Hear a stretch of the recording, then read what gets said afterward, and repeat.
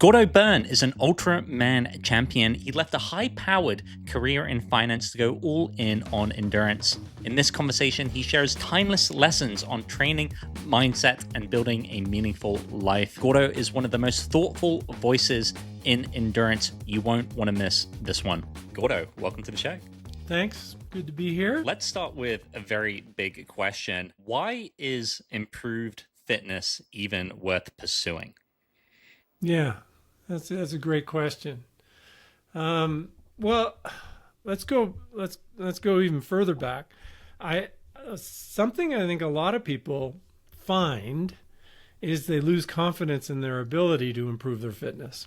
And so as a result of that lack of confidence, they figure it's not worth even trying because they think the task is too difficult.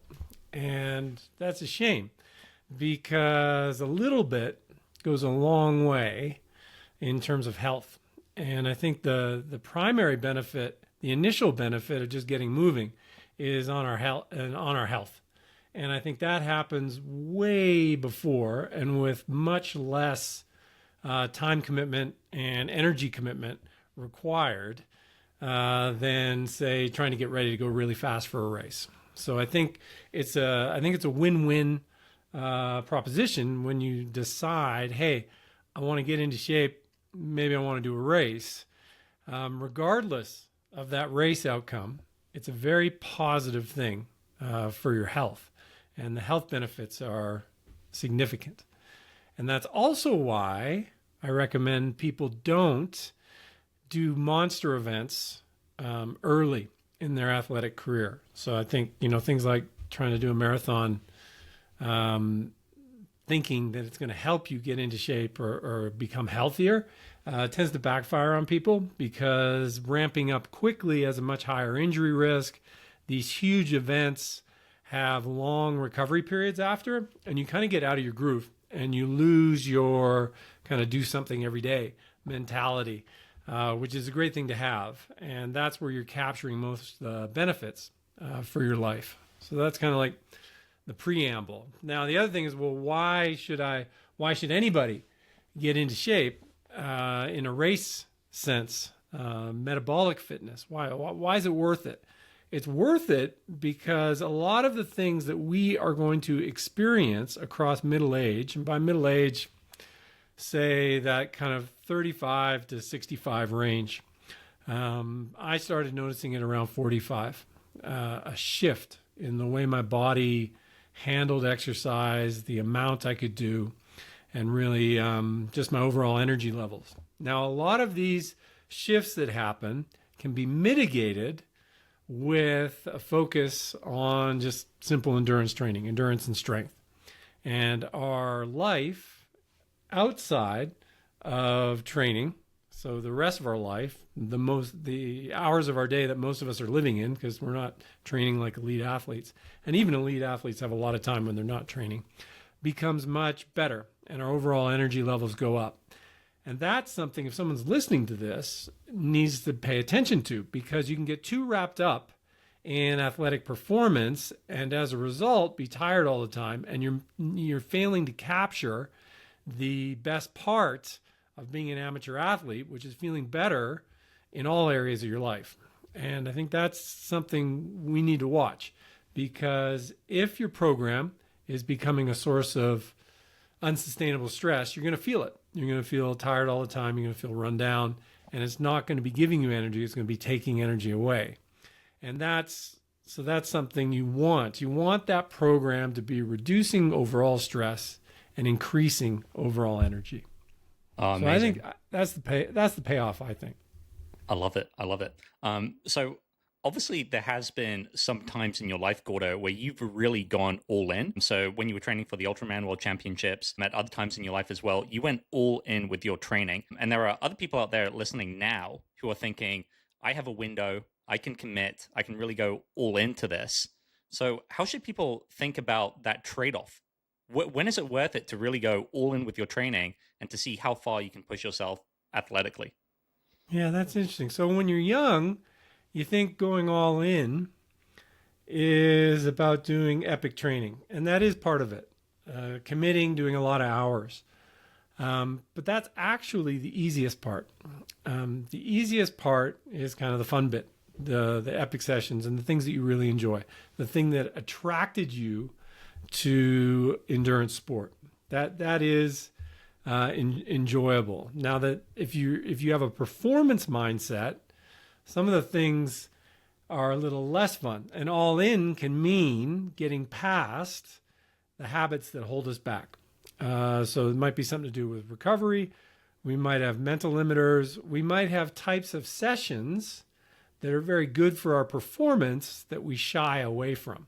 And this is where a coach or a mentor or just simply a willingness to be willing to train against preference can be useful to us when we fully commit.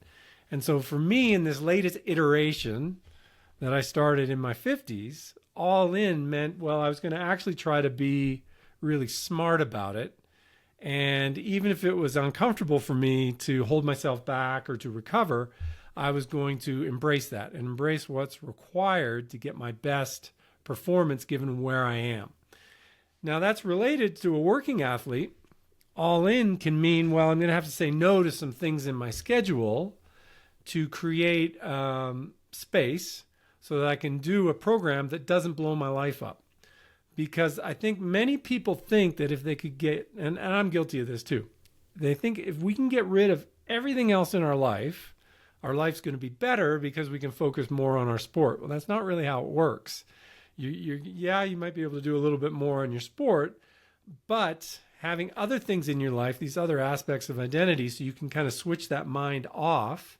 And when your body's not able to train, it's very important that you have something productive that you can do with your mind so that you can stay engaged. So you're not just sitting around thinking about not eating or not training or whatever you got. You're not just sort of wrecked, just on the couch, like waiting for another chance to train. So all in really is about creating this sustainable lifestyle. And that's what it's about, I think. So I think it's different. I think when we're young, we get too focused on the difficulty and the hard aspects of training, and we can be gripping our program a little too hard. You got to relax a bit and not be thinking about kind of just these really, really hard sessions that you think in some way are going to make everything better in your life. Now, some of the hard sessions are necessary, but it's not necessary to be sort of gripped 7 days a week. Wow. So many incredible themes there. I love this idea of creating space and really thinking about your overall lifestyle. And there's definitely an element of balance there. One thing I want to touch on is this idea of compulsion. So that's in compulsion. Yeah. So we know that there are so many benefits to exercise, the health benefits, what it does to your mind, what it does to your identity. But we know there are some pitfalls as well. And one of them is compulsion and being a compulsive athlete. So I was wondering if you could elaborate on that, Gordo, and maybe talk through that potential pitfall. Hi guys, just 1 second. If you are enjoying this conversation, then do make sure to hit subscribe. I have many more guests coming on in the field of endurance training, and you won't want to miss those conversations. Most of you right now are not subscribed, but if you can hit that button, it makes a big difference, especially to a new channel like this. Now, let's get back to the conversation. Well, a lot of personality types that are attracted to endurance sport are, pretty compulsive, obsessive personality types. So I think for many of us, what we are seeking to do is create a positive obsession, in a sense. So something that we can really get into, really learn to master, and it's going to consume a large part of our lives. And the balance is not having it consume all of our life and become a single identity for us. Because then if we sustain an injury or we have a bike crash or something, we're left with, in effect, nothing. There's no other aspect of our life. I think when we're young and we're in those early years of our career, that might be fine for a few years. But ultimately, we're going to need to broaden that identity if we want to express, if we want to take it as far as we can take it. I think another thing is everybody even somebody that's an elite now, will ultimately end up being an amateur athlete. So approaches that worked for us as we were young pros or aspiring pros will need to change as we become seasoned pros and as we transition out of our elite career into our amateur career. And so I think that's another thing that's important. So the sustainability aspect of our overall approach to training and exercise. Now, for some people, when they're in that transition period, they find it easier to change sports because they're so wrapped up in their single sport that they kind of knew very well. They don't yet have a way to be chilled out with that. And so they go to another area, another type of sport where they can kind of be a bit of a beginner again. And I mean, I did that. I did mountain bike, cross-country racing, did some skiing, these types of things where we can kind of move laterally, free our mind a bit. And then if we want, we can come back to our sport, but we're coming back to it in a different way, older, into masters competition. So that's another way to kind of do it. But there is, if you want to be at a very high level, amateur or elite, there is a level of what I call the necessary obsession, in that your life needs to be filtered. Your athletic life needs to be filtered very clearly on, is this going to move me towards my goal or not? And it's a really simple filter. And I think that's attractive to people because there is a simplicity there.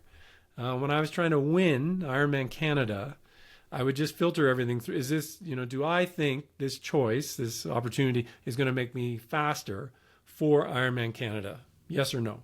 If it's no, it's like, well, that might have to wait till later. If it's yes, okay, this makes sense to do it. And it simplifies the life. And I think a lot of people find that attractive. I think, with so many different choices, this, what would it be?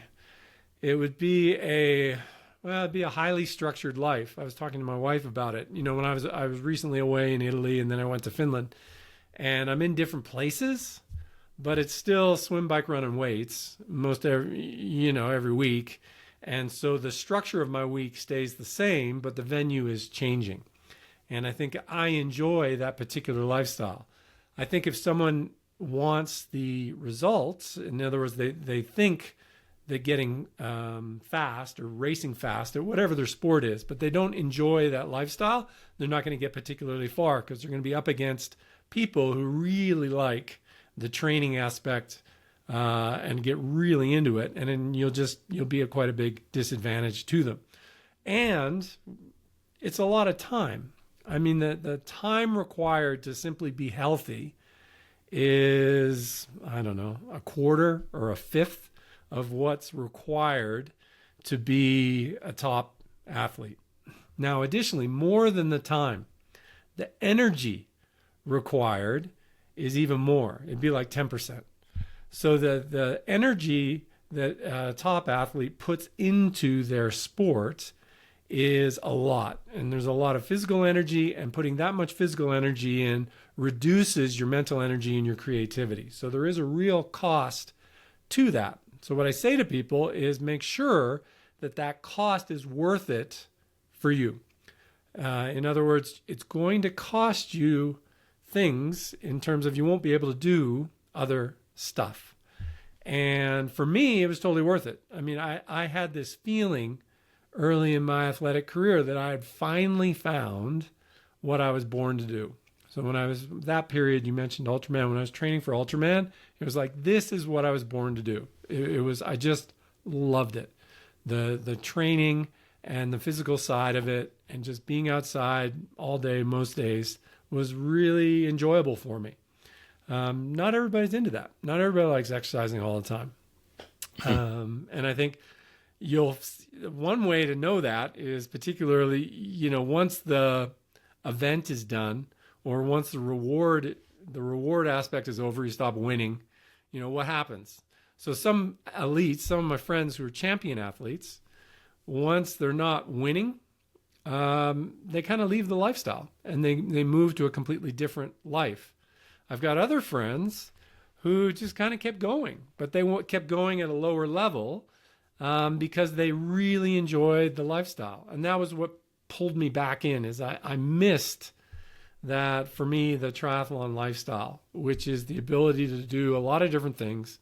It's always interesting. There's always some part of your program that's going pretty well. You're never crushing it on all fronts, but with 3 different sports, there's usually something going well, and it's just enjoyable. Yeah, yeah. I think it's really interesting to hear how you think about your own motivations for these activities.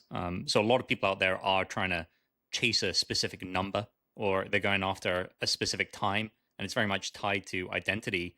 And maybe that's somewhat the case with you. I'd love to hear your thoughts on that. But it does seem like you also really enjoy the process, and that's absolutely key. And it's been a part of your lifestyle now for 20, 30 years. So yeah, So let's talk about times. yeah, let's talk about times. I So was yeah, what does that awful. mean to you? I was awful when I started.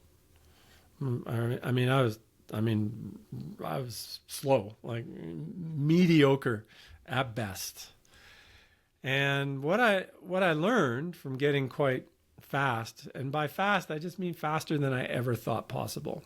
And I'll put that into context for people. I ran a 2:46 marathon off the bike. So that's 2:46 marathon at the end of an Ironman. And well, not a few, but let's say 10 years before that, my 10K time was 50 minutes, 50. So I went from a 5 minute, holding 5 minute Ks to being, as an all out effort in a 10K race, to being able to run faster than 4 minute Ks off the bike in an Ironman. And what I learned through that is that fast is all relative, and if you're not satisfied with where you are right now, getting faster, you won't be any more satisfied. So where do we get satisfaction from? Well, I got the satisfaction from knowing that I had done my best to prepare. And I think that is for me. So you're standing on the start line, and it doesn't happen with every race because you don't get a clean shot at every race. But sometimes you're going to get a clean shot at preparing for a race. And you're going to be standing on the start line. And I had this actually a couple months ago at Oceanside. The night before, I realized that I was in great shape. I was about to do my first half Ironman in a long time. I think I hadn't raced Oceanside in about 14 years or something, 13 years maybe. And I was like, you know what? I might never come back to this race. I might never get another opportunity to be fit and healthy and an opportunity to do this race. So I told myself a couple of things. I said, first off, you got to enjoy it. You've got to enjoy this day you have coming up, this event you have coming up. And these races that I do are long races. So it's not really painful. Like for me, it's not really painful for hours and hours and hours. It gets uncomfortable at the end. And so I said to myself, look, try and enjoy the swim, enjoy the bike. And then, yeah, the run's going to be a little uncomfortable, but that's where you're going to need to buckle down and put up a time you're going to be happy with in case you don't get another shot at this. And that's kind of how it worked out for me. I got pretty cold on the swim, so I didn't necessarily enjoy the swim. Cramped up a bit. But after I warmed up on the bike, I was really enjoying it. Where I am now, I'm not strong enough to ride away from anybody anymore. So you end up with this group of, I don't know, let's say there's sort of 5 to 8 athletes that you're kind of bumping into on the bike, depending on what everybody's strengths are. And you actually, I chatted to a couple of people. We said hi. I got a few names off of people, and it was just really enjoyable. And then you get to the run, and I wasn't really chatting anymore because I was running pretty hard. But you like seeing a few friends out there, and it was great. And I think that is an important thing for people to kind of hold on to, is make sure you're getting the enjoyment out of your sport. Now, if you're an elite, it's totally different. They're going so fast now that regardless of the distance, they're not going to be chatting with anybody because they're just at this completely different level. But I think for us who are doing it as amateurs, I think it's really important to keep the enjoyable aspects in both training and racing. Because if you're not enjoying it and you're not having fun, it's kind of like, well, what's the point? Yeah, I'm so aligned with that way of thinking as well.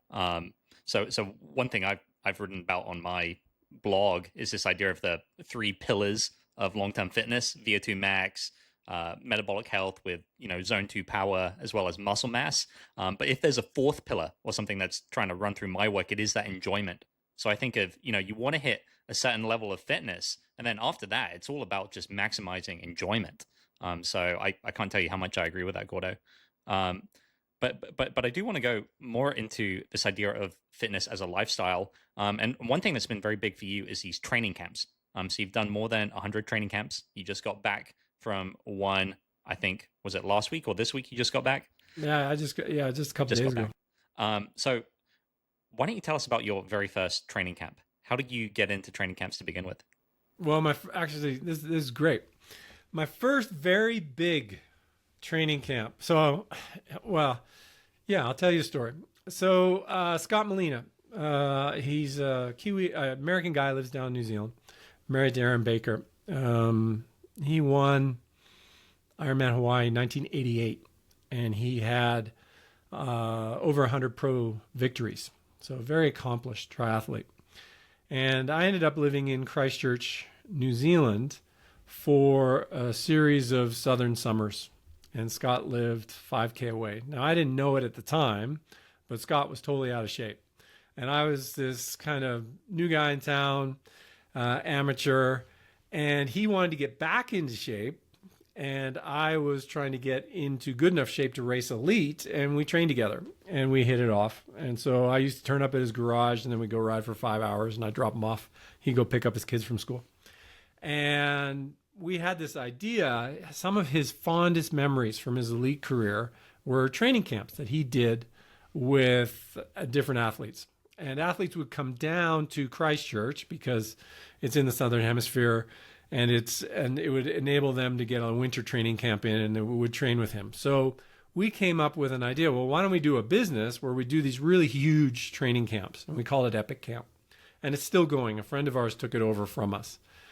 So the first Epic Camp, I think there was 8 of us, and it started from my garage, and we just headed out, and we did swim, bike, run all over the South Island of New Zealand. And I don't know if that one we did a half Ironman in the middle of it, but we were sort of training big, 5 to 8 hours every day, informal time trials against each other, as well as we try and build a race in occasionally. And the camps would last between 8 and 12 days. And it was huge. And we would bring these amateur athletes in that were trying to break through. So they were experienced athletes, but they were trying to become top amateurs. And what we would show them is through the camp is that they could do way more training than they thought. And we also showed them that they had the ability to go very fast when they thought they were very tired.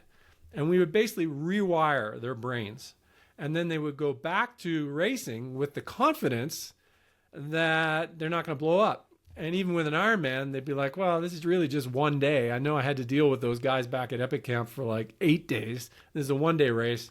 I'm just going to work through this bad patch. And they would have these breakthroughs because mentally they would be stronger. Or if you subscribe to the central governor theory of fatigue, we had rewired their brains to the point where they experienced fatigue differently. And so the brain would enable them to continue racing when they would normally kind of slow themselves down. And it just worked great. And so we started doing that. And then I would do these camps informally. I would sometimes train with my athletes in small camps. And then we would also do even things for working athletes. I would encourage them to do just a long weekend camp. But really what we're trying to do is, you park yourself somewhere where you can do a lot of bike riding, and you just give yourself some bike overload for 3 days. Because one of the things that the amateur athlete is challenged with is volume. We are at a very big disadvantage to the elites who can get the volume because they effectively, most of them, have all day to train. And so I would encourage them to schedule these kind of short overload periods, not do so much so that they had to rest a lot when they went back to their normal program. Basically, just do some overload and then go back into your normal program and just keep rolling it. And you would just kind of build yourself up over time. And it worked great. And so I really encourage people to do that. And then if you're a top amateur, then you do these longer training camps, 1 or 2 weeks. But if you're doing it longer, if you're hitting it for more than about 5 days, you have to start thinking about putting in easy days and rest days, because what you don't want to do is when you go away, everything's building up in your life that you haven't been dealing with. And so when you come back, if you're tired and then you get all this other stuff hitting you, you can really dip. And you want to avoid that. And what I mean by that is, if let's say you did a 2-week training camp and then you came back to your normal life and you had to do 2 rest weeks. Well, at the end of that 4-week period, you wouldn't have actually gained much, because if you just stayed home, you would have probably had, 4 decent weeks of training with your normal rest. And a 4-week block should be enough to move you forward. But 2 big weeks followed by 2 rest weeks probably didn't move you forward that much. It might move you forward mentally. But you, through trial and error, you'll figure out the amount of overload. But for most of us, 5 days will kind of do it. So it's a 5-day block, and take that middle day as kind of a flex day. So it's really just a 2-1-2. You got the weekends for traveling, and it works great. And if you can do something like that, say every 6 weeks, you're going to find that you can build on it, and it'll take the pressure off trying to squeeze extra volume in when you're in your normal life. Wow. And for the people out there who are thinking about going on their very first training camp, how do you know when you're ready to do that? Well, are you able to just consistently string weeks together? Are you able to train consistently on any plan? So, put your basic week together.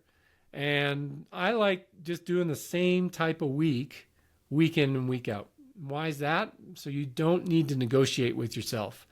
And if you keep your schedule constant, everybody connected to you in your life will learn your schedule. And so there won't be any energy expended with the schedule part of it.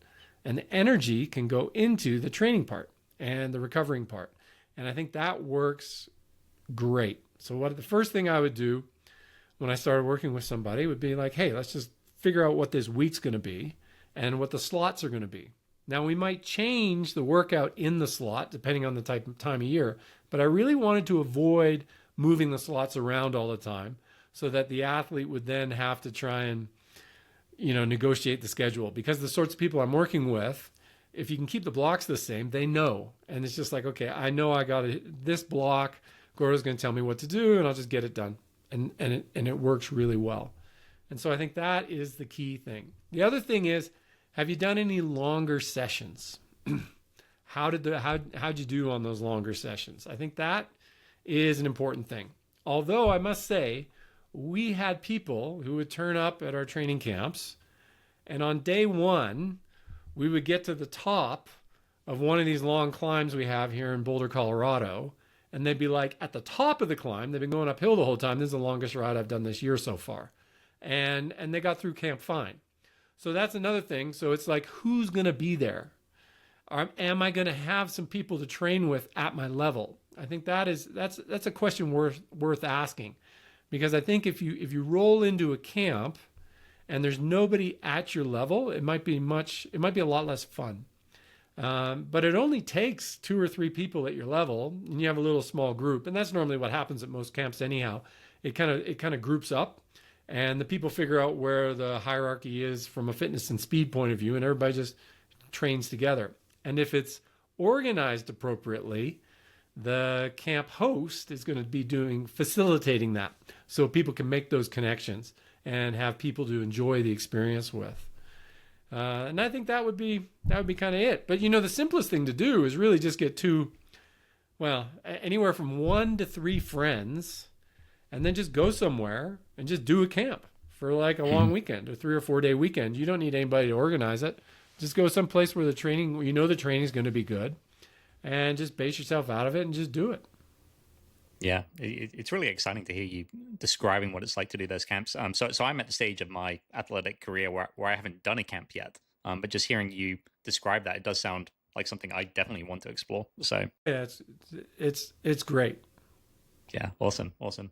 Okay, so you've talked about this idea of a basic week and creating these blocks in your schedule.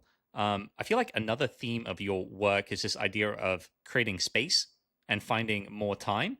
So maybe let's look at this through the lens of Christchurch and the fact that you were able to spend basically your entire summers there.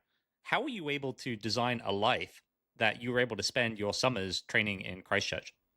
Okay, well, first, actually, that's kind of a neat story. And that might actually be, in a sense, my first camp. So I was working in finance in Hong Kong, and I asked my boss if I could take the summer off because training in Hong Kong is kind of brutal. And he said, sure. So I took July and August off. And I did a race in California, did a half Ironman in California. And then I came actually here to Boulder, stayed up in the mountains. And every day I'd pack my car up, drive down to the pool, and just kind of do my training. And then when my training was done, I'd drive back up to the mountains and stay there. And it was a really simple life, and I enjoyed it. So I wasn't a pro by any means, and I didn't really understand how to train back then. And I wasn't doing ridiculous volume because I couldn't handle it, but I was doing a lot for an amateur, and I just really enjoyed it. And so that showed me that the lifestyle was something I was going to enjoy. So I went back to Hong Kong, worked another couple months, and then I was actually going to resign. But my dad said, no, don't resign. See if he'll give you a leave of absence because you might want to go back. Because everybody connected to me thought I was going to come to my senses and realize that I didn't like training as much as I thought I did. And that was actually really good advice. So I took a leave of absence, and I did a month in Queensland and then went over to Auckland. Then I kind of made my way down the country, ended up in Christchurch where I had a buddy, a guy called John Newsom, who ran I Am Talk until recently. They packed it in, I think, within the last couple of weeks. And he's a coach now. And so how did I figure out a way to kind of keep doing the lifestyle? Well, at first, I just told myself I wasn't kind of doing it forever. I was doing it for a year. I was going to kind of see how it went. And so I had athletes that asked me to coach. And so I bought a house in New Zealand, which was actually really cheap at the time. So I had a cheap place to live. I had a small group of athletes, say a dozen athletes. And so I was kind of stable in terms of my cost of living. And then I just focused on training. And then my finance side, I helped a friend do a startup. So I had a consulting gig as well. So I had some consulting income, coaching income, and a very low cost lifestyle. And I think the low cost lifestyle really helps if you're in a field such as trying to be a top amateur athlete or a pro that's not all that fast yet, and trying to make a go of it. Now, even at my best, I never raced enough to kind of cover my expenses. So I think having something where you can make some cash, coaching, consulting. I've got friends that are very high level athletes here in Boulder who still continue to work. So they have like regular jobs and they're still competing and racing at a high level. But that's not necessarily the norm, but you got to figure out a way to make it work for yourself. And I think that's, so, for me, I started late. So I was probably doing my first elite race in my early 30s. So I approached it, it wasn't really make or break for me. I was happy racing amateur. I just got fast enough to the point where it made sense for me to compete in the elite field because I was faster than all the amateurs. But I wasn't necessarily doing the elite racing in an attempt to make money. I made a little bit of prize money, but I was just doing the elite racing to help myself become the best I could be within this life that I created for myself. Okay. So you're in New Zealand, you've bought this house, you're living a very low cost lifestyle, and you've essentially dedicated yourself to training at this point in your life. So I'm curious, what did this part of your life feel like? What Great. was like, what was like the experience of going through this compared to, that finance work that you'd been doing in Hong Kong? Yeah, I mean it was great. You're sort of, I mean it's not great all the time. I mean if you're out riding for 5 hours and it's raining and yeah, that might be a little bit brutal. But it was great. I was doing what I wanted to do, and I was doing and I was getting better at it, and I had great friends, and the environment in New Zealand, my little athletic subculture, they were great people, and so it was really enjoyable. Now, ultimately, so I hit that pretty hard for about 5 years. Ultimately, I was kind of like, it might maybe be nice to, have a girlfriend or something. And I think that, you get this urge to kind of broaden your life. But for a period of time, I think you'll find there's a lot of people where their sport is kind of the main thing that they got going. And then ultimately, you're going to need to broaden that identity into other things. And I think for me, I was fortunate. It kind of happened naturally. I met my wife actually here in Colorado, and that's part of the reason why I'm here. But that was that was later. I moved to New Zealand at the end of 2000, and I met my wife the summer of 2004. So I kind of had that, what would it be, say, 4-year period where training was definitely number one in my life. And my results showed it. I mean, I was just like, I was just not like better every month, but definitely better, significantly better about every 9 months, I'd say, and kind of taking myself up. One of the things about changing hemispheres is it makes it mentally easier to do a tremendous amount of work.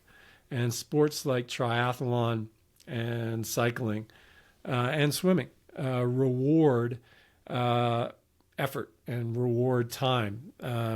You get better, significantly better. Okay, okay. Yeah, it sounds like your early 30s in particular, which is like such a tremendously meaningful part of your life, Gordo, both in terms of building those training habits and then meeting your wife. So it just seems like that was. How do you reflect back on that? Just the fact that it was such a pivotal period for you. Yeah, it was good. I think everybody, I think everybody that becomes decent at sport will look back and there's going to be a block in their life where they just did a tremendous amount of work. And because I started late, that block fell into my early 30s. Most people, that block is going to fall somewhere between 17 and 24, which is where, frankly, if I had done it then, I would have gotten way faster because you've got a lot of biological advantages in terms of absorbing that training. And Melina used to call it like your internal plumbing. You change your body, or your body, the body that it's growing, and you're kind of becoming a man or becoming a woman while you're doing all this training, and it gives you a permanent advantage in terms of your physical side. And I think that if I was laying it out for somebody, I would say, that block, so late teens to mid 20s is where you got to make it happen in terms of getting a lot of work done. The ability to start late and get to a high level isn't there anymore. If you look at the athletes that are at a high level now, they grew up training, and they started training like elites relatively, what we would say very early in their careers. The volume ramp was really significant in their early 20s. Okay. So one thing that you're known for as well, Gordo, is just this prolific amount of writing. So you've been writing tremendously for such a long time at this point. So when did that writing habit start? 17 years old. So that'd be, what's that? That'd be like, well, we're coming up on 40 years ago. Wow. So okay. yeah, so I've always written a lot, and then wrote a bunch in university just for work and stuff. And then My job in finance involved a lot of writing. And then I got into, I was really at the forefront of, because of how old I am. I mean, it was like Web 1.0, bulletin boards and chat boards. And I was like one of the first people in the sport to have their own website and stuff. And there's this hunger for information, because at the same time, triathlon, if we think about the history of Ironman, Ironman had this explosive growth across the late 90s and then early 2000s, and I just kind of rode that with my writing, and people were trying to figure out how to do these events, and I wrote a book with Joe Friel about how to train for Ironman, and it just kind of took off. And I've always enjoyed writing because it helps me think. If in order to write about a subject, you kind of have to have your thoughts in order. And if you don't have your thoughts in order, it'll become apparent to you when you try and write about it, because you won't be able to put a coherent article together, and then you won't be able to take those articles and turn it into a coherent chapter. And so I've just used it. I've always used it to think, and really to kind of convince myself of stuff too. So a lot of the things that you may read that I'm writing as sort of general advice is really advice to myself and working through issues. And that's more on my True Wealth publication, which is about sort of family and finances and stuff. And then on the endurance side, at this stage, I have a pretty good grasp of what works, what doesn't work. But it's still fun to share and teach and help people achieve their goals and make fewer mistakes. And I think that is a key aspect of what a good coach should be bringing to you, is pointing out errors or opportunities in a way where you're motivated to change approach, not change everything, because odds are you don't need to change everything. Hardly anybody needs to change, make significant changes. But a few small changes at the right time can be very productive in terms of your overall performance. And working with people on that is a lot of fun. And so that's really kind of where the writings come from. It's, I think you'll hear people say, there are notice things that you find easy to do that other people find difficult. And writing is something that I find relatively easy to do at this stage. I mean, I've just written so much over so many years. And then once you've identified that, put a lot of effort into it. So then work hard, because it's easy to do a bunch of articles and write blogs because they're short, but it's much more challenging to take all of that and then put it into a book, a product that start to finish can really help somebody. And that can be transformative. Those projects are always really tough work for me to get over the line. But when they're done, you've got something that can really have an impact on somebody, which is a lot of fun. Meeting people who read something you wrote, a book you wrote or an article you wrote, and then they used it in their life. They got better, their life got better, and then they circle back to you and say, hey man, that thing that you put out there really helped me. And that's a good feeling. Yeah. And I've certainly had that experience from reading your writing, Gordo. I remember last year, as I was developing as a runner, one thing that you wrote about was how to gradually add a long run. And you talked about this simple process for adding, essentially 15 minutes a week. And it was a very practical algorithm. And that really impacted me. And I just tried to follow that and made a lot of progress. So I'm one of those people who have benefited from your writing. I'm curious to dive more into this habit of writing. So at this point, are you actively scheduling time for your writing, or is it just so ingrained that you just naturally gravitate to the computer and are able to write each day? Like, what does that writing habit look like for you? Okay, so it depends on, I would say to somebody that wanted to start a writing habit, to set a schedule. And I think the first time I ever really wrote consistently was when there's a book called The Artist's Way that has just a simple program where you write 3 pages every morning. They just call it the morning pages. And I did that program, and it's over a number of weeks. And I did that summer I talked about when I took 2 months off. I started the program in Hong Kong. I finished it off when I was in Boulder.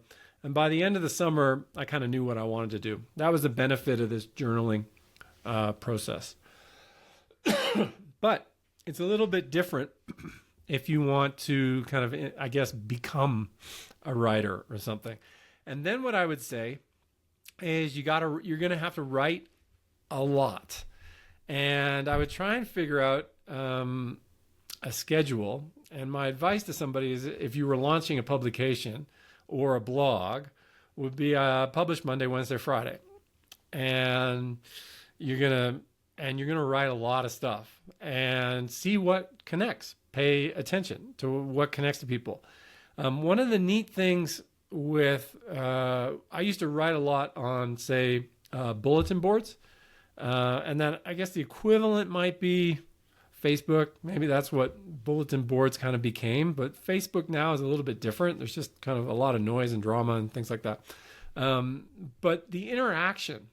So write in a forum where you feel like you can get the interaction. I actually feel, although my writing reaches way more people now than it did, say, 25 years ago, the reach is incredible, but the interaction is actually a bit less. So I still get the interaction, but it's not as much as, say, the early days of Web 1.0, where I felt like I got a lot more interaction. That's something I've kind of been thinking about. Well, how could I get a bit more interaction with people? Because now we've got this incredible reach with everything. But I think part of it is people have so much stuff coming in.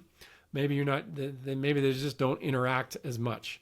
So this, because I felt like in the early days of Web 1.0, we did have these online communities, and they were kind of niche, and they were great. And that's something that I'd like to build up again, is an online, some sort of online community where you can help people. And I think coaching is good for that too, because the combination of writing and coaching was great, because you're constantly doing all these little case studies with your team and with your athletes. So you're learning from that. And the things that are popping up for your athletes are popping up for everybody in the sport. So you're being reminded of these issues. And so you have a nonstop stream of things to write about, because we're all facing the same stuff in our sport. And so that was a great source. So for me, when I was coaching, I had a period of my life where I was coaching full time. So it was like my number one thing. I'm making decent money off it. And I would pay the money out actually to my wife's bank account every month, so I didn't spend it on something like, team uniforms or something like that. We would just get the cash out of the business so that we didn't, and it was a really good discipline, so that the business didn't become a lifestyle business, which I think is tempting. I think for people where the coaching is a side business from their other job, is whatever cash builds up just kind of gets spent. I really was disciplined with myself to kind of, actually, we're going to run this as a business.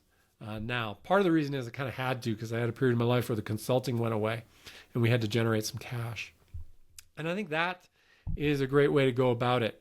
And then something I noticed, so I used to have a single blog, and it would have everything, all my different interests in that single blog. But when I shifted over to Substack, I split things. And the area that I am most popular in is the endurance sport area, and that's where I connect to people the best. And that publication has done great. But the area where I actually think I could change your life is my other publication, which is called True Wealth. But maybe that style of writing or those topics is more crowded, perhaps. And although it's been very helpful to me and worth, I don't know, hundreds of thousands of dollars, millions of dollars, depending on who I've been working with, worth a lot of money, it doesn't seem to get the same amount of traffic as that endurance writing does. And that's another lesson, is that if you want to be a writer, you can.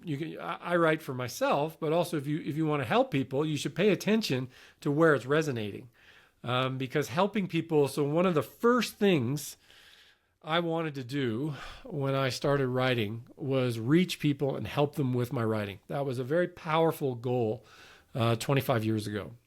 And if that is a goal for someone listening to this, then pay attention to what resonates, because, you know, we don't necessarily always, I don't necessarily know where my best value is in the writing. And the market will tell you that.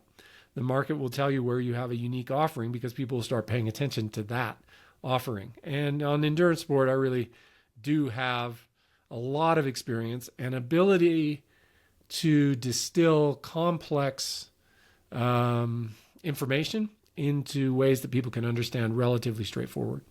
Mm-hmm. Yeah, well, one thing that stands out to me, Gordo, is this entrepreneurial impulse that you've had as you've been engaging in endurance. So you've started the training camp business, you started the coaching business, you're also very involved in these early forums as well. What's been your favorite business to run as from an endurance perspective? Or what have you learned from these various businesses? Okay. Well, the best business I was ever in was private equity. And that's got to do with the terms of the business and sort of the economics of that business. That's a great business to be in. On the coaching side, I think if you're thinking about being a coach, you need to be thinking about your demographic. And what do I mean by that? I mean, actually did a talk for USA Triathlon about the business of coaching. So triathlon has a great demographic. I think golf has a great demographic in terms of the sorts of people you're going to be working with and the money that's available to them, and the fact that you are connected to one of the most enjoyable parts of their day. And so it's just a great business to be in. Now, on the flip side is there's a challenge with you only have so many hours in the day, and the sort of people that you're going to be working with in the demographic are going to expect you to be very professional, and they'll have very high standards. So it can be a very nice niche consulting business with 12 to 15 relationships. And I think that can work great for everybody. You'll enjoy it. The clients and the team, the whole thing, it's going to be fun. If you want to scale it, then you're going to need to think almost like you're running a club. So the people that I've seen who've actually been able to make significant amount of money from sport have in effect created a large club, and they are the head coach of that club. And that is a very different skill set. And I never really built, we had a large team for a period of time, but our team, we ran it kind of like a real estate business, where it's sort of each coach is an associated office, and we were kind of pooling our resources for all the back office stuff, the accounting, the billing, and all that, because it was way easier than running it ourselves. But if you're the club, it's like the whole thing is one company, and then it's a much different structure. So that's something to think about. Sort of how are you going to set it up? Is it going to be your main thing? The other thing is there are certain sports and certain parts of the world where people will not pay for coaching, or if they do pay, they're not going to pay very much. So if you happen to be in a country where people don't pay much for coaching, or you're in a sport where they don't pay much for coaching, then it's going to be very difficult to make a living from it. So you're going to need something else. And then your coaching is really just going to be something for a passion, something that you do. And one of my mentors, John Hellemans, who's my writing partner, he was a medical doctor, a sports doc, and he's always done coaching. I mean, he made a little bit of money from coaching, but it was never his main thing. His main thing was being a doctor, a community doctor, sports doc, and working in the community. And coaching was really a branch of his motto, which is, exercise is medicine. And so it was just a spin-off from the overall approach he took to being a doctor, which is this active health, active life. So I think you need to really go in with the understanding where you want to get to. and understanding what you want out of the business, and be very clear about it in terms of, look, how much time do I want to bring to this?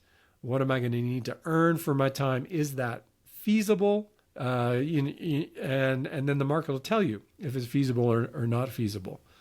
So, I started coaching people. I was still working in finance. So I was really just coaching people to kind of learn. And people just asked me to lay out a program for them. And I just started with that. And then it kind of built from that over the years. Amazing. Now, one thing I want to talk to you about, Gordo, is attention. So you've seen, the development of the internet and writing on the internet from 1.0 all the way up to the modern age. Yeah. So how have you managed to protect your attention in this modern social media driven world? Yeah, I think you have to actively curate your life. So it started, I did a training camp where we rode the length of New Zealand, and it was 15 days. We started at the top, we went all the way down, swim, bike, run. We didn't swim the channel, Cook Strait. We took a ferry, but we did everything the whole way other than the Cook Strait.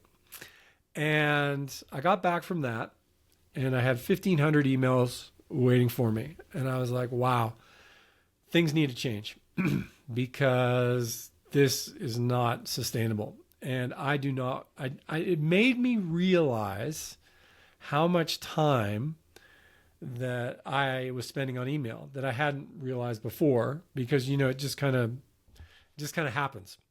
So I looked around, I found something called Inbox Zero, and that changed the way I approach my email. But then that approach also changed how I do everything in my life. So it's sort of like, do it now, delete it. In other words, you're just not going to deal with it. Schedule it. If it's going to take time and you're going to need to think, just put it in your calendar, schedule it, or archive it. And if it comes back, it comes back. So you basically, most of your life is triage. You're just dealing with stuff all the time. And then you have blocks where you're going to be working. And it's a much better way to do stuff. So that's one way. So you got to reduce the fire hose. So you got to, and unsubscribe is the easiest way to do that. The other thing you can do is you can block and mute people that are angry all the time, or for whatever reason, if you're getting triggered or somebody just decides that they want to hassle you, it's just like one strike and you're out. Just delete them and move on. There's people in my life that I will make an effort to figure out what they're talking about. Obviously, my family, my wife, my close friends. But if some stranger wants to get into it with me, it's like, no, it's okay. I mean, we're just going to move on. I don't need to deal with that particular thing. And I think to have the discipline to do that is something you can develop over time. I think you really need to build that.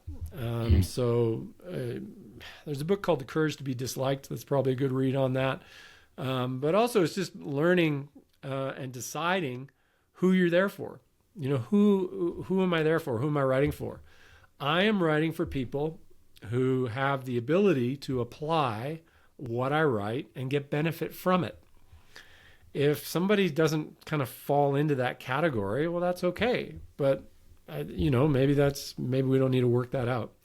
The other thing is, and this is the benefit of maybe being a bit older, is that you come to the realization that at the end of your life, there will be some things that you haven't worked out in your life, and you accept that.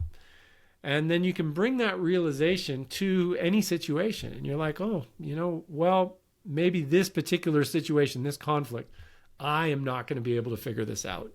And so I'm just going to have to wait. And you do it politely. You don't need to burn the bridge down or anything like that. You just well, we might not be able to work this out. And then with the benefit of time, sometimes things do work out. And then pay attention as well where things work out and you had nothing to do with it. And that's many situations where my involvement isn't necessary for a resolution. And sometimes I needed to notice, and this is a good coaching tip too. If you're a coach, there are some people where you're not the right coach, regardless of your method. I've had coaches that sent me to other people to tell me the same thing in a different way. And it got through. And I was grateful to them that they did that, because I needed to hear that and I needed to sort of change my approach. But for whatever reason, we were in this pattern where it wasn't going to work out, sent me to somebody else. That guy got through and it was great. So I think all these different things that you learn are really helpful. But in terms of organizing, I think you can, if somebody is not used to that, the easiest thing you're going to need to do is what I did when I wrote my first book. Was I put myself in a Starbucks with and I wasn't online, and it was simple. I couldn't leave the Starbucks until I had a draft of the chapter that I was working on for that day. End of story. You got a draft, you can go home. But until you've got the draft, you can't leave the room. Now it's kind of different. I'm not as hardcore on myself. I don't do it in a day. What I did for my most recent book, to get it over the line, was I set dates, and there was, say, anywhere from 7 to 14 days between the dates, and I put deadlines on myself, and that's a good discipline for writing, or really for anything. And if you find you're kind of blowing a lot of time in low productive areas, well, then you just got to block out things in your schedule to do productive stuff. And that's really, we're applying the same principle of the basic week, where we have these blocks for training with whatever we want to do. Blocks for practicing a musical instrument, blocks for writing, blocks for whatever it might be. Just schedule it.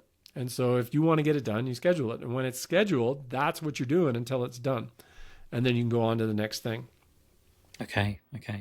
And another side of this, that there does seem to be this big dopamine component to the modern internet as well. So definitely, all of the likes on Twitter, I imagine all of the numbers that you're seeing on your Substack, this constant potential for scrolling more and finding more information. How have you managed to not get sucked into that dopamine aspect, Gordo? Because this is something that a lot of people struggle with, but it seems like you've avoided that for the most part. So curious how you've managed that. Well, yeah, you don't want to be famous. Okay. I think that's Tim Ferriss has a blog that you should go. If somebody that wants to be famous should probably go read Tim's blog on being famous. It's better to be connected, to be able to exhibit mastery, to connect, to be able to help people, to feel loved, to get a hug from your kid. These are things that you really want. And the benefit of being highly successful in different fields is that you learn that they don't provide any, there's no long-term meaning in it. In other words, I tell people, and they don't believe me, but I'm like, there's nothing at the finish line. There's nothing there. There is nothing. This sub-3 marathon that you think is going to change your life, there's nothing there. And then once you do the sub-3, you're going to want to go sub-250. There's nothing there. Once you do sub-250, you're going to want to do it off the bike. There's nothing there. Maybe you want to make $1 million. You think that's going to change your life. No, nothing there. It's going to buy you some time, but then you got the problem of what to do with that time. And I think it's you just need to learn these lessons, or you need to pay attention to it. And that's why I encourage people to write stuff down. Write down what your goals are, like just 1 to 10. Write down these things. What do you need more of? Why do you need more? But I think the first thing is just be aware of what your values are. What do I think I need? I need more attention. I need more likes. If that's what you think it is, then get it and pay attention. Our thing is it better for you? Now, for some people, it is better. I have friends that really enjoy the attention side of it. And so for them, it is better. And so it makes sense for them to kind of track down. But if you're somebody where it's like, turns out that wasn't it, well, then maybe you got to pay attention. You got to look in another area. And when you find that, write it down. And I discovered, fortunately quite young, that actually what I like to do is I like to, get up, exercise, do some writing, read a book. and have a relatively simple life. And that's what it is for me. And so I need to focus on that. And I think a lot of folks don't write it down and make it clear to themselves, and they can kind of get distracted, and then they just pick up what everybody else thinks that they should be doing, this collective. So yeah, likes are good, or more of anything is good, and you have to kind of figure that out for yourself. Well, actually, no, this is how I want to live my life, and it's okay.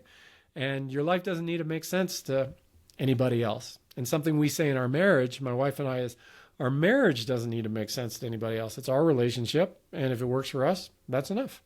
And it's a very powerful thing.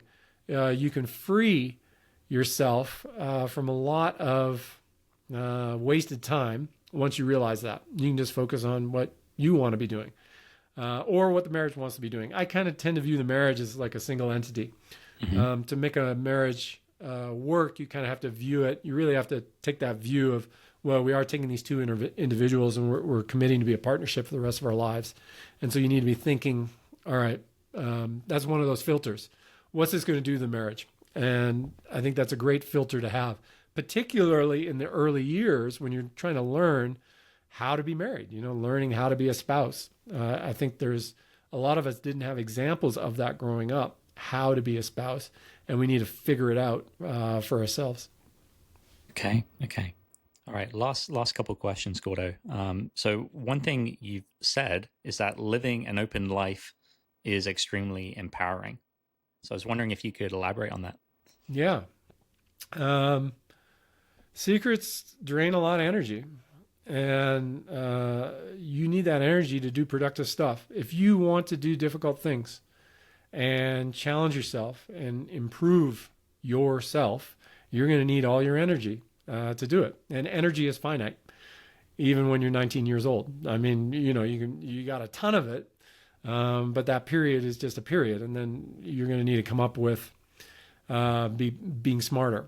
And so I think living an open life and being a relatively open book doesn't mean you have to talk about everything. I mean, you don't need to be talking about your sex life and all this other stuff, but being, living the way you appear, I think just saves energy, and it reduces anxiety. And I think that is really beneficial as for everybody, but really as an athlete, because we are, and a top athlete, because you really do need that extra energy to recover from your training. And when it gets difficult, if you aren't aligned, and this is really what integrity is about, being aligned in the different aspects of our lives, things will kind of go a bit nuts on you. And because being really tired and training is quite challenging mentally, and it can break you down. And so you want to make your character as solid as possible. And just, being the way you appear to be is one way to do that. Okay. All right. Final question, Gordo. What is on the frontier of your attention right now, or what is really capturing your curiosity?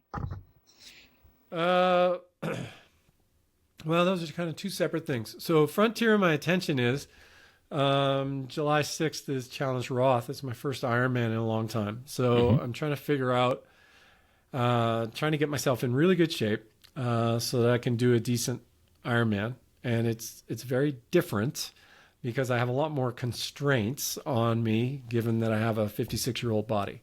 So that's something. In terms of things that interest me, so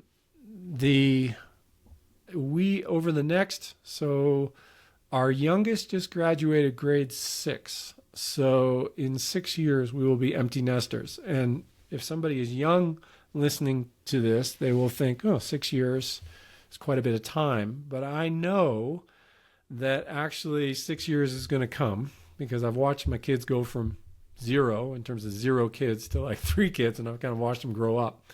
And our first is only 2 years away from heading off to college.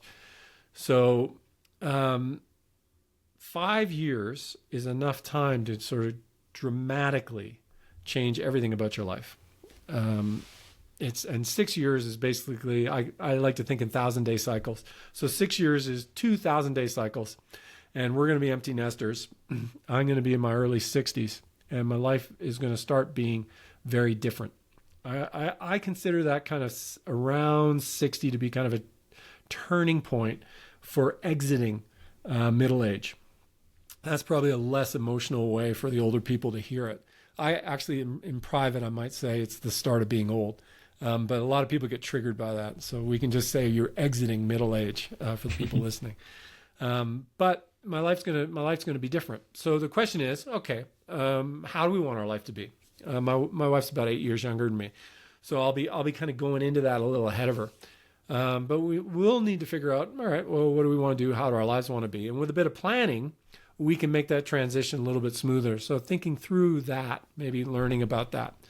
And then in between those 2 points is going to be my 60th birthday. And it is a lot of fun when you age up. And so on my mind, and something I'm curious about, is I look at my physiology now, and I look at the physiology of the best 60-year-old triathletes of all time. I've been studying it. And I think it's possible to go a lot faster. So the question, how fast can a 60-year-old man go, is something that's on my mind. And it's something that's really fun to build towards. And so that is a topic that is really interesting to me. And so I do all kinds of reading and testing and writing about it and trying to figure out, okay, so what are the components that I can put together? Because it's not about the same thing every week, every year. You think about it in terms of an Olympic cycle. And what are the components I need to peak 4 years out for my next Olympics, which would be kind of aging up into that 60 age group. And so it's really fun. You touched on something that's actually very important that people should pay attention to, which is maintaining muscle mass. I think much of the decline in VO2 max for many people is not maintaining that muscle mass. So there may be some elements of the quality, perhaps, of the muscle changing, although I'm not convinced. I think most the changes, there are some central changes that I've seen documented in terms of how the heart and our cardiovascular system changes over time as we age. There's some of that. But I also think there's a big component of, getting weaker and losing the quality, losing the lean body mass. And so maintaining that for as long as we can is something that we can do if athletic performance is important to us. And it is very important to me. So those are kind of like, if you like, short-term, medium-term, and long-term things that are on my radar that I pay attention to. So good. So good. Well, Gordo, thank you so much for being part of this conversation. You are an absolute wealth of wisdom. I feel like every time I read part of your writing, it is time well spent. It's good. time that is productive. And I would encourage everyone listening to check out those 2 newsletters. So you got Endurance Essentials, and you've also got True Wealth, both on Substack. They're both fantastic. Gordo, thanks so much for being here. Thanks. I hope you enjoyed that conversation with Gordo as much as I did. I've listened to it back a couple of times already, and I'm continuing to learn from Gordo. Drop in the comments your favorite part of the discussion. I would love to hear your thoughts too. And you might also enjoy this conversation that I did with Alan Couzens, who is another fantastic endurance coach.